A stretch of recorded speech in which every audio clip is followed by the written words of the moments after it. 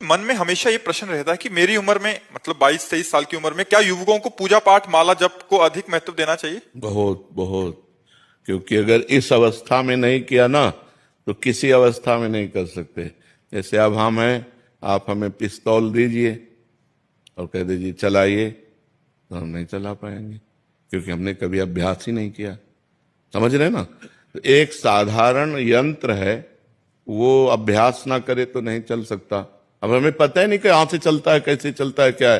तो आपने जीवन में कभी पूजा नहीं किया, कभी भजन नहीं किया, कभी भगवान से चित्त नहीं जोड़ा, तो आप बुढ़ापे पे थोड़ी जुड़ सकते हैं, क्योंकि अभ्यास नहीं किया ना। तो गंदी बातों का अभ्यास इस अवस्था में ज्यादा होता है। तो हमें चाहिए कि अपनी गंदी बातों को रोककर अच्छी बातों का अभ्यास करें, सद्गुण लाएं। भगवान की पूजा भजन में जब हम चित्त जोड़ेंगे तो हमारे अंदर अच्छाइयां आएंगी और बुराइयों का नाश होगा। तो बुराइयों का नाश और अच्छा आदमी बने, समाज की सेवा करे, राष्ट्र सेवा करे, परिवार की सेवा करे, यही मनुष्य जीवन का लाभ। देखो, आप जैसे नए बच्चे जब गंदी बातों में फंस जाते हैं तो ड्रग्स लेने लगते हैं, नशा करने लगते हैं। तो जवानी में यदि सद्गुण ना हो तो दुर्गुणों की बाढ़ आ जाती है और लोग गंदे आचरणों में उतर जाते हैं। जवान बच्चे माताओं बहनों की जंजीरें छीन लेते हैं। मोटरसाइकिल से निकले और ऐसे पकड़ा, अब वो गिरे चाहे मरे चाहे कुछ भी हो, चोरी करने लगते हैं, बुरे आचरणों में उतर जाते हैं। और अगर आप सच्चे अच्छे बच्चे बनेंगे तो आप जैसे बच्चे समाज का उद्धार कर देंगे। मान लो एक कोई भी पद मिल जाए, नेता बन जाओ, चाहे आप कोई पदाधिकारी बन जाओ, या आप साधारण पुरुष भी रहो, तो भी आप समाज का उपकार करेंगे। तो सद्गुण बिना भगवान के चिंतन से तो आएंगे नहीं।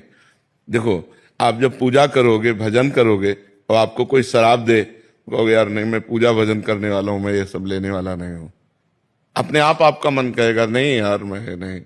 और अगर आप पूजा भजन नहीं करते तो आपके अंदर उद्दंडता रहेगी, फिर पार्टी ज्वाइन होगा, शराब, मांस, व्यभिचार, ये गंदी बातें रहेंगी। तो हमें लगता है बाल्यावस्था से अच्छे गुणों की तरफ चलना चाहिए, बुराइयों का त्याग करना चाहिए। पूजा भजन का मतलब बाबा जी बन जाना नहीं है।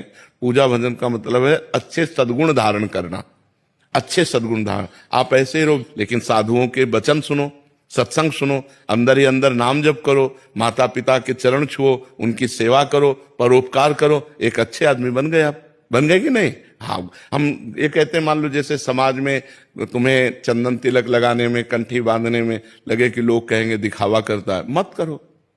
अच्छे अंदर सद्गुण धारण करो। अंदर वाली बात आपकी मजबूत होनी चाहिए। अंदर आप राधा राधा जप रहे, कौन जानता है नहीं? तो अंदर नाम जप करो और अंदर सद्गुणों को बढ़ाओ, बुराइयों का त्याग करो, अच्छे आदमी बनो। यही